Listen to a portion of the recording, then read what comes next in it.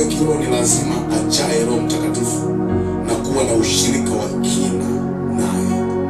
Ili mtu akue kiroho, cha kwanza ni lazima, sio ombi, ni lazima. Kama una shauku au hitaji lako kuu la kwenye moyo wako ni wewe kukua kiroho, basi ni muhimu sana utafute kujaa Roho Mtakatifu. Lakini usiishie tu kujaa Roho Mtakatifu, inabidi uwe na ushirika wa kina na yeye. Bwana Yesu asifiwe. Uwe na ushirika wa kina na nani? Na huyo Roho Mtakatifu. Haleluya tena. Kwa nini uwe na ushirika wa kina na Roho Mtakatifu? Kwa sababu Yesu alipokuwa anapaa kwenda mbinguni, kabla hajapaa aliwaambia wanafunzi kwamba atakuja msaidizi. Huyo msaidizi ni Roho Mtakatifu. Atakapokuja msaidizi, ina maana huyo msaidizi sasa yeye ndiye atakayewatia kwenye kweli yote. Biblia inasema mtaifahamu kweli na ukweli utawaweka huru. Ili tuifahamu kweli lazima tuwe na Roho Mtakatifu. Bila Roho Mtakatifu, neno la Mungu au Biblia ni msitu ambao ukiingia utapotea. Bwana Yesu asifiwe. Yaani Biblia bila Roho Mtakatifu ni msitu ambao ukiingia utapotea. Ndio maana kuna wengi wanasoma Biblia, lakini kupitia hiyo Biblia wamejikuta wamepotea, na kupitia hiyo Biblia wamejikuta wameharibika. Kwa nini? Kwa sababu hayupo wa kuwasaidia ambaye ni Roho Mtakatifu. Hayupo wa kuwatia kwenye kweli, hayupo wa kuwatafsiria Biblia. Maana Biblia inatafsiriwa sio kwa akili za kibinadamu. Akili za kibinadamu hazitoshi kutafsiri Biblia. Na kwa nini akili za kibinadamu hazitoshi kutafsiri Biblia? Kwa sababu Biblia sio mawazo ya kibinadamu,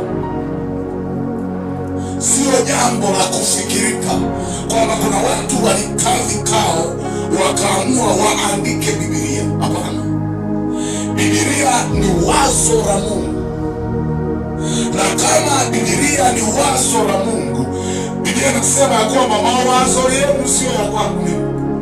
Haleluya! Mawazo ya Mungu sio ya kwetu sisi. Mawazo ya Mungu na ya kwetu viko tofauti, haviendani. Kwa ili kutafsiri Biblia au kulitafsiri neno la Mungu tunamhitaji Roho Mtakatifu. Na kama kutafsiri neno la Mungu tunamhitaji Roho Mtakatifu, kwa Roho Mtakatifu ni wa muhimu kuwa na ushirika naye. Biblia inasema roho ya mwanadamu inajua ya mwanadamu, lakini Roho wa Mungu anajua ya Mungu. Kwa ili tuyaelewe mambo ya Mungu tunamhitaji Roho Mtakatifu.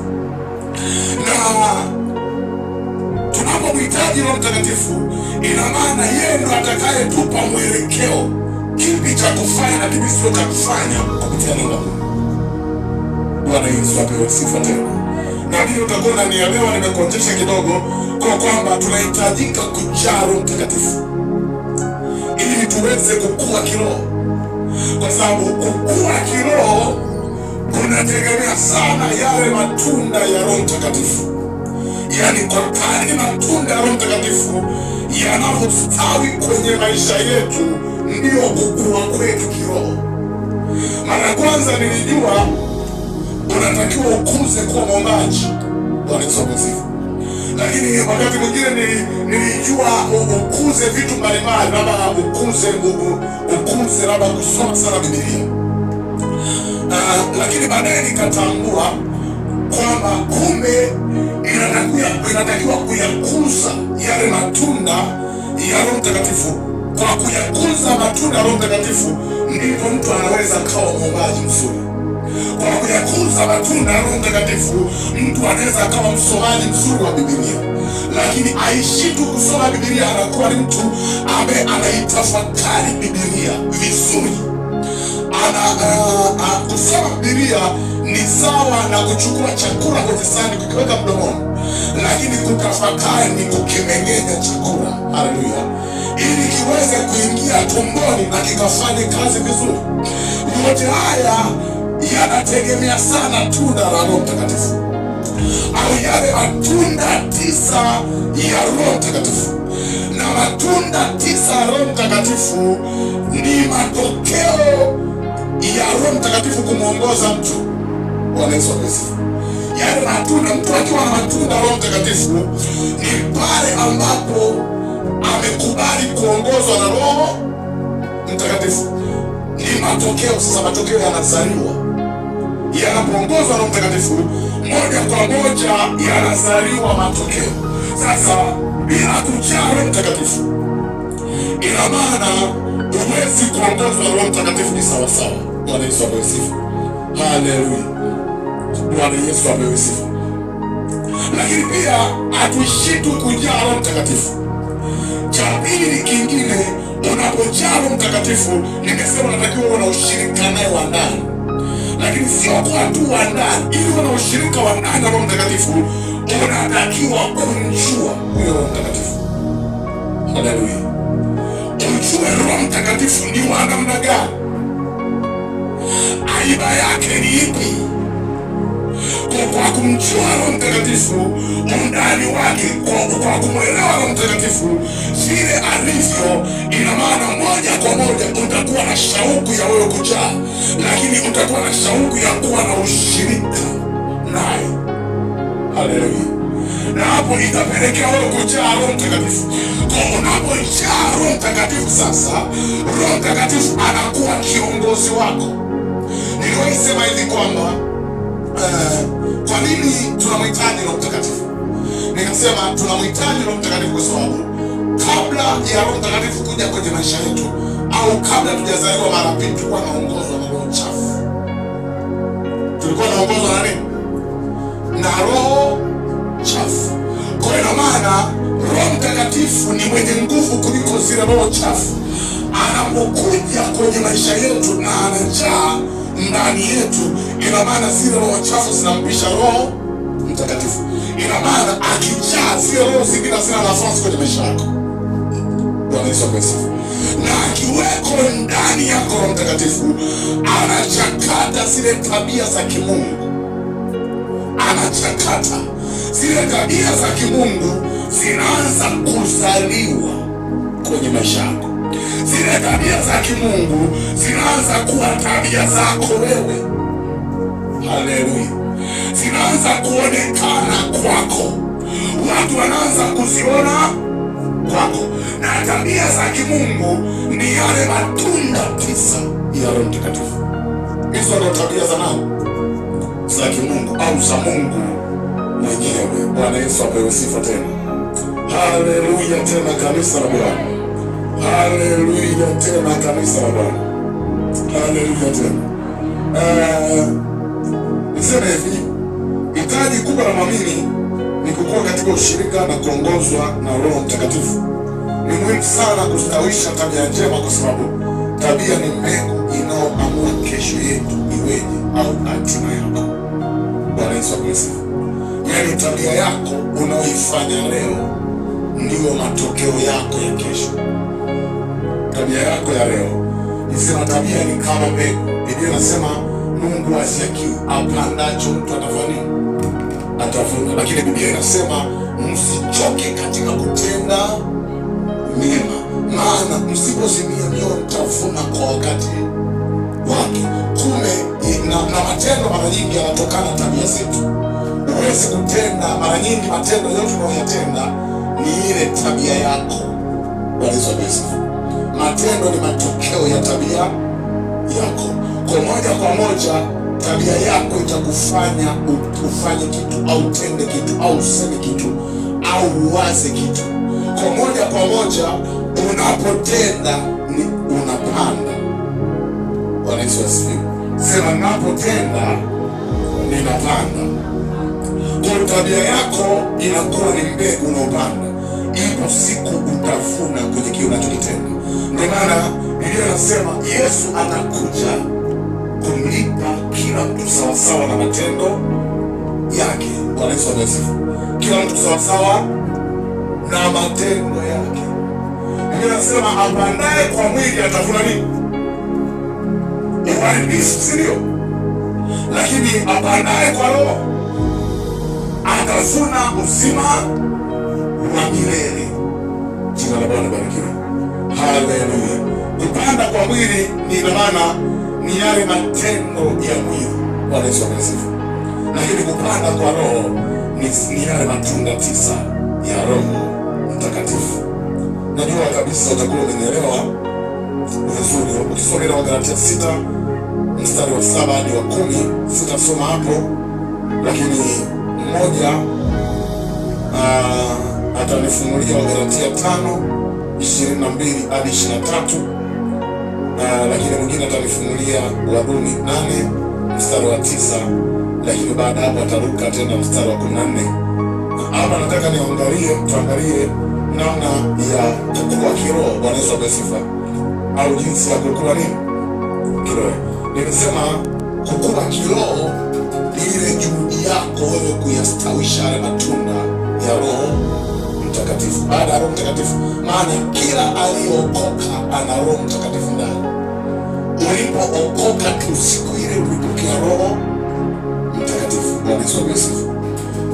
Kuna tofauti ya kupokea Roho Mtakatifu na kujaa Roho Mtakatifu. Haleluya. Yaani kuna tofauti ya kupokea Roho Mtakatifu na kujaa Roho Mtakatifu. Roho Mtakatifu anaweza akawemo ndani yako lakini haujajaa Roho Mtakatifu. Bwana Yesu asifiwe. Kujaa Roho Mtakatifu ina maana yeye anakuwa kila kitu kwenye maisha yako. Anakuwa mwamuzi wa mwisho wa maisha yako, kwa sababu yeye ndiye aliyejaa. Niwesema hivi, mwanadamu ni nyumba inayotembea. Ndio maana Biblia inasema ya kwamba amjui kwamba nyinyi ni hekalu la Roho Mtakatifu. Amjui kwamba nyinyi ni hekalu la Roho Mtakatifu. Ndio maana kama ni hekalu, ina maana sisi ni sehemu ya nyumba ya ibada ambamo Roho Mtakatifu anakuwepo wapi? Ndani yetu. Ina maana wewe ni nyumba inayotembea. Kama hajakaa Roho Mtakatifu ndani yako, utakaa pepo. Haleluya. Kama hajakaa Roho Mtakatifu ndani yako, utakaa majini.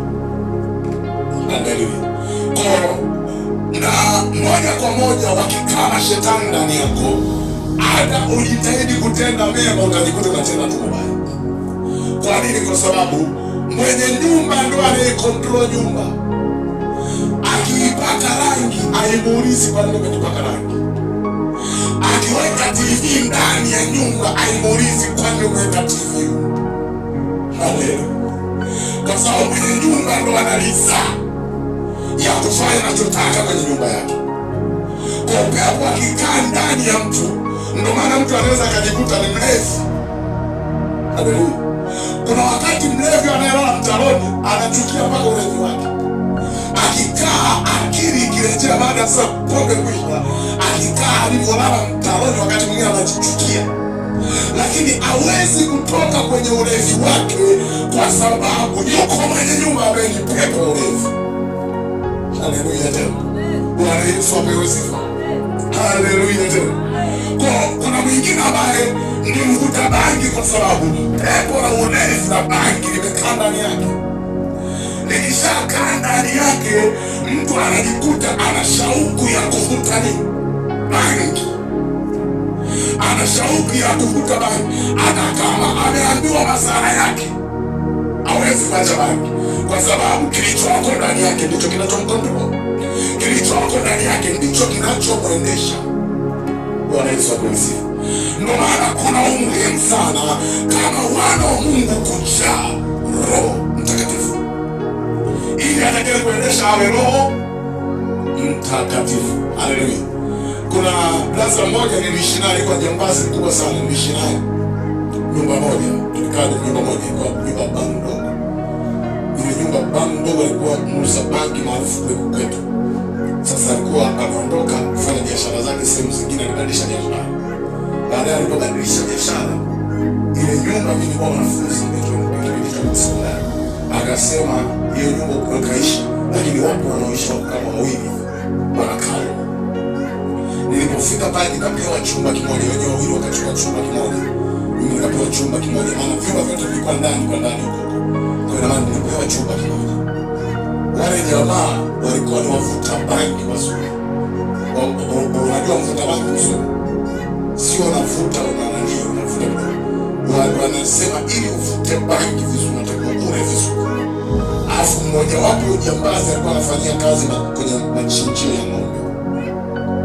Alikuwa anatoka huko na nyama za kutosha. Yaani kipindi hicho tulikula nyama kama maharage, anaweka kwenye ubwago, anamwaga nyama kama maharage na mwaga. Anasema anatakiwa ule vizuri. Kwa wale jamaa walikuwa wanakula vizuri. Wameshakula vizuri, wanazivuta bangi, afu wanalala. Baada wakilala, wakitoka hapo wataoga, wataenda kwenye shughuli zao. Mmoja wao alikuwa muuzaji bangi pale, mmoja ni jambazi, lakini alikuwa anafanyia kazi kwenye machinjio ya ng'ombe. Kwa jambazi mzuri sana. Haleluya. Jambazi alikuwa mzuri kwenye jambazi wake. Na niliona alikuwa analeta mizigo kwa mikasi tatu. Analeta mizigo moja alikuja kumkamata maskani pale. Ilikuwa ni full match. Kwa ni shughuli. Sio unaishi na jambazi anashika hata mkono. Najua mkono. Basi toa. Haleluya tena. Bwana Yesu asifiwe. Sasa huyu jambazi aliniambia kitu ambacho nikishangaa sana. Hiki kitu alichoniambia akasema siku moja alifuta bangi. Afu wakati amefuta bangi akaana pita barabarani, akaona barabara iko vizuri lakini anaona kama mashine kama anadumbukia. Akitembea na bunduki. Baadaye akili haraka akasema hapa naenda kwa kicha. Akaanza kuwaita ndugu, atafuta ndugu zake, wewe unakupa godoro, wewe unakupa kitanda, kaanza kugawa kwa sababu anaona hapa ndio wote nakuwa kichaa. Nakuwa kichaa ndio kwa sababu hizo bangi zimenizidi. Haleluya tena. Baada alipopona inabidi arudishe vitu vyake, kumbe bangi zilikuwa zimenikamata tu wakati ule. Akakaa kidogo kama amesimama bangi, lakini mwisho wa siku akarudi tena kwenye kuvuta nini? Kuvuta bangi, kwa sababu bado kiu ilikuwemo, kwa sababu pepo na urefu wa bangi ilikuwa ndani yake. Bwana Yesu asifiwe. Haleluya. Kwa mwanadamu ni nyumba inayotembea, na kama mwanadamu ni nyumba inayotembea, unatakiwa wewe tafuta Roho Mtakatifu ndo akae ndani yako, ili maisha yako yawe salama, ili maisha yako yawe na faida kwa jamii inayokuzunguka, ili maisha yako yawe na faida kwa watoto wako, ili maisha yako yawe na faida kwa mwenzi wako katika ndoa yako. Haleluya. Anatakiwa kukaa Roho Mtakatifu ndani. Haleluya tena. Bwana Yesu apewe sifa. Sema Roho Mtakatifu, karibu ndani yako. Wewe ni msaidizi wangu. Karibu ndani yangu Roho Mtakatifu. Sema tena, Roho Mtakatifu, ninakuomba leo, karibu ndani yangu. Mwili wangu niwe hekalu lako. Ufanye kuwa hekalu lako. Nami ni nyumba yako. Niko tayari kukupokea. Karibu ndani yangu. Amen. Haleluya. Bwana Yesu apewe sifa tena. Haleluya tena. Kwa hapo natambua sasa, roho chafu ikikaa ndani ya mtu anakuwa na tabia chafu. Ni sawa na mtu kama ni mwenye nyumba akiwa mchafu, nyumba tu itakuwa chafu, si ndio? Yaani nyumba mtu akiwa mchafu, nyumba lazima nayo iwe chafu, kwa sababu anayekaa huko ni mchafu. Bwana Yesu asifiwe. Haleluya. Lazima nyumba nayo ifanye. Mtu mmoja akasema huwezi kumzidi mwanamke usafi. Yaani hakuna mwanaume duniani ambaye anaweza kumzidi mwanamke usafi. Yaani hata mwanaume awe msafi, mwanamke akiwa mchafu, yaani yule mwanaume naye atajikuta tu anaanza kuwa mchafu. Maana akirudi kwa kazini anakuta vitu viko vyuma na sufuria viko pale, sahani iko pale, mara kitanda hakijatandikwa, atatandika siku ya kwanza, atatandika mwisho wa siku atachoka, ataona maisha ni haya. Kwa sababu kikawaida mwanamke ndio mwenye nyumba. Kama mwanamke ni mwenye nyumba, yaani labda umshauri abadilike. Kama hawezi kubadilika, nyumba inakuwa chafu. Takataka safari hiyo ufungue. Kwa nyumba ikimpata mchafu itakuwa chafu tu. Lakini nyumba ikimpata msafi, yule mtu anakuwa msafi. Yaani nyumba nayo inakuwa ni safi. Na kama wewe ni nyumba inayotembea, ukimpata Roho Mtakatifu utakuwa msafi na tabia za kimungu zitazaliwa kwenye maisha. Haleluya tena. Bwana Yesu apewe sifa.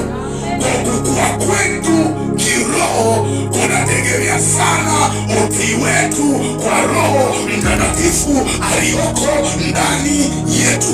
Bila Roho Mtakatifu kuwepo ndani yetu, lakini hata akiwepo ndani yetu, kama hatutamtii, ina maana hakuna kukua kiroho. Hakuna kukua ni kiroho. Kwa maana nimekuambia unatakiwa ujae Roho Mtakatifu, lakini usishie kujaa Roho Mtakatifu, uwe na ushirika naye wa kina wa ndani. Haleluya. Yaani Roho Mtakatifu ndiye anatakiwa awe wa karibu kuliko hata watoto wako. Roho Mtakatifu anatakiwa awe wa karibu hata kuliko mke wako au mume wako. Roho Mtakatifu anatakiwa awe wa karibu kuliko wazazi na ndugu na jamaa. Bwana Yesu asifiwe. Kwa sababu inawezekana ndugu akaenda sokoni, lakini wewe ukabaki bado na Roho Mtakatifu. Inawezekana mume wako akasafiri, lakini Roho Mtakatifu utabaki naye kwa sababu yeye anakaa ndani yako. Bwana Yesu asifiwe. Kwa hiyo ndiye rafiki asiyekuwa na mapungufu. Ndiye rafiki wa ndani ambaye anaweza akakufariji, lakini si kukufariji, anakumiminia na amani akiwemo ndani. Haleluya tena. Bwana Yesu apewe sifa.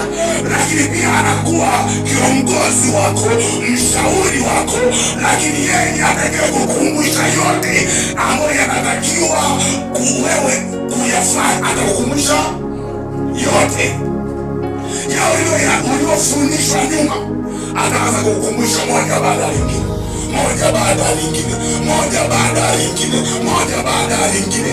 Yeye ndiye, Biblia inasema atatukumbusha, anataka kukukumbusha. Lakini yeye ndiye atakutia nguvu za wewe kuomba, atakutia nguvu za wewe kusoma neno. Roho Mtakatifu akikaa ndani yako, ndio maana Paulo anasema ninaweza mambo yote katika yeye alitiaye nguvu. Na anayetutia nguvu ni Roho Mtakatifu. Ndio maana Yesu akasema mtapokea nguvu akisha kuachilia juu yenu Roho Mtakatifu. Haleluya. Bwana Yesu asifiwe. Mtapokea nini? Nguvu. Kwa nguvu za kuweza kila kitu utapokea kwa Roho Mtakatifu. Bwana Yesu apewe sifa tena. Nampenda Roho Mtakatifu. Haleluya. Haleluya. Natamani uwe na shauku ya kujaa Roho Mtakatifu, lakini pia uwe na shauku ya kuwa na ushirika naye. Yaani wewe awe mwanandani wako, wa kukunong'oneza mambo, wa kukuambia mambo, wa kukupasha habari za Kristo, wa kukukumbusha, lakini wa kukufundisha.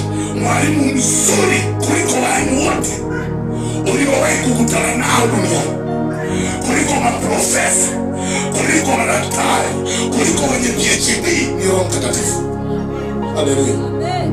Maana yeye anakufundisha vitu ambavyo vikakufanya moyo wako au upate raha nafsi. Bwana Yesu asifiwe. Upate nini? Raha nafsi. Roho Mtakatifu. Haleluya. Bwana Yesu asifiwe. Roho Mtakatifu ukimpa nafasi kwenye maisha yako, magonjwa yanakuwa sio sehemu ya maisha yako tena. Roho Mtakatifu ukimpa nafasi kwenye maisha yako, laana zinakuwa sio sehemu ya maisha yako tena. Ila Roho Mtakatifu kama ana nafasi kwenye maisha yako, hivi vitu vyote au roho zote chafu ndio zinakuwa na nafasi kwenye maisha yako. tafuta kujaa Roho Mtakatifu, tafuta kujaa, kufurika, tafuta kubatizwa na Roho Mtakatifu, huo ubatizo wako. Haleluya tena. Basi Mungu akubariki. Natamani sasa twende kukuza au kustawisha matunda 9 ya Roho Mtakatifu. Twende hapo, twende kwenye tunda la kwanza. Nimekuambia kustawisha matunda ya Roho Mtakatifu ndio kukuza kiroho chako. Nje ya kustawisha matunda ya Roho Mtakatifu, kiroho hakiwezi kukua hata siku moja. Narudia tena, nje ya kustawisha matunda ya Roho Mtakatifu, kiroho chako hakiwezi kukua. Kiroho chako kukua inategemea kuongozwa na Roho Mtakatifu, au inategemea yale matokeo ya wewe kuongozwa na Roho Mtakatifu ndio kukua kwa kiroho chako. Basi tuangalie, nikisomea kile kitabu cha Wagalatia 5:22 mstari 24 na 23. Nisome hapo, nisome mara moja. Ndio, lakini tunda la Roho ni upendo. Lakini tunda la Roho ni nini? Upendo. Upendo, furaha, amani, uvumilivu, utu wema, fadhili, uaminifu, upole, kiasi. Na kiasi. Juu ya mambo kama hayo hakuna sheria. Na juu ya mambo kama hayo hakuna sheria.